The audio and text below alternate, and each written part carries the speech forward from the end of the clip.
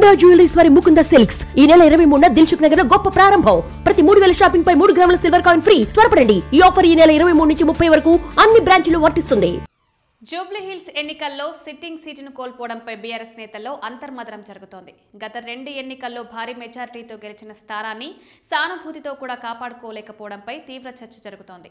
ఓటమికి అసలు కారణాలు ఏంటి అని ఆరా తీస్తున్న బీఆర్ఎస్ నేతలు పార్టీ వర్కింగ్ ప్రెసిడెంట్ కేటీఆర్ ఆధ్వర్యంలో చేపట్టిన ఆటో డ్రైవర్ల ర్యాలీ కూడా ఓటమికి ఒక కారణంగా విశ్లేషిస్తున్నారు. ముఖ్యంగా ఈ ర్యాలీ మహిళా ఓటర్లను దూరం చేసిందని, బీఆర్ఎస్ గెలిస్తే మహిళలు ఉచిత బస్సు వద్దనే సంకేతాలు ఇచ్చినట్లవుతుందని భావించారని అంటున్నారు. జూబ్లీహిల్స్ ఉప ఎన్నిక షెడ్యూల్ విడుదల కాకముందు పార్టీకి సానుకూల వాతావరణం ఉండేదంటున్నారు. మాజీ ఎమ్మెల్యే మాగంటి గోపీనాథ్ ఆకస్మిక మరణంతో వచ్చిన సానుభూతితో పాటు పార్టీకి సాంప్రదాయంగా వస్తున్న ఓటు బ్యాంకుతో ఉప ఎన్నికల్లో గెలవడం ఈజీ అన్న అంచనాలుండేవంటున్నారు. అదే సమయంలో 2009 ఎన్నికల తర్వాత ఈ స్థానంలో కాంగ్రెస్ సరైన పోటీ కూడా ఇవ్వలేకపోయిందనే ధీమా కూడా బీఆర్ఎస్లో ఉండేది.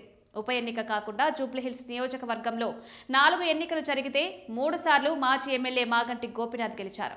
దీంతో ఆయన కుటుంబానికి ఉన్న పట్టుతో గెలిచేస్తామన్న ధీమా బీఆర్ఎస్లో ప్రస్ఫుటంగా కనిపించేది. అందుకే ఈ ఉప ఎన్నికను ముఖ్యమంత్రి రేవంత్ రెడ్డి ప్రభుత్వానికి రెఫరెండం అని చెప్తూ సవాల్ చేసింది. అయితే ఎన్నికల నోటిఫికేషన్ వరకు ఉన్న అనుకూలతను బీఆర్ఎస్ చేజేతులా పాడు చేసుకుందని ఫలితాల తర్వాత ఆ పార్టీ నేతలు విశ్లేషిస్తున్నారు. గోపీనాథ్ కుటుంబంలో చెలరేగిన వివాదం ముదరకుండా చూసుకోలేకపోవడంతో పాటు మహిళలను దూరం చేసుకునేలా చేసిన ప్రసంగాలు పార్టీకి నష్టం చేశాయంటున్నారు.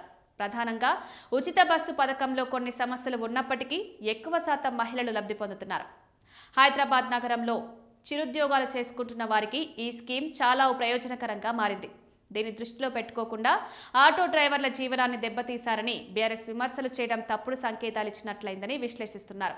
బీఆర్ఎస్ విమర్శలను అందిపుచ్చుకున్న ముఖ్యమంత్రి రేవంత్ రెడ్డి ఎదురుదాడి చేసి మహిళల్లో ఆలోచనలు రేకెత్తించారంటున్నారు. కేటీఆర్, హరీష్ రావు ఆటో డ్రైవర్లను రెచ్చగొడుతున్నారని, ఉచిత బస్సు రద్దు చేయమంటున్నారని, వారికి ఓటేసి గెలిపిస్తే మహిళలకు ఉచిత బస్సు అవసరం లేదని తీర్పు చెప్పినట్లేనని పలు సభల్లో ప్రస్తావించారు సీఎం రేవంత్ రెడ్డి. మహిళలు కూడా సీఎం మాటలకు బాగా కనెక్ట్ అయ్యారని తాజా ఎన్నికల ఫలితాలను గమనిస్తే అర్థమవుతుందంటున్నారు. తొలి నుంచి బీఆర్ఎస్ ఆటో డ్రైవర్లకు అండగా నిలుస్తూ వస్తోంది. అయితే వారి సమస్యలను పరిష్కరించే విషయంపై పోరాడతామని చెప్పాల్సిన పరిస్థితుల్లో తప్పుడు అభిప్రాయానికి తావిచ్చినట్లయిందంటున్నారు. అందుకే పార్టీకి వెన్నుదన్నుగా నిలిచిన మహిళలు జూబ్లీహిల్స్ ఎన్నికల్లో దూరమైనట్లు కనిపిస్తోందంటున్నారు.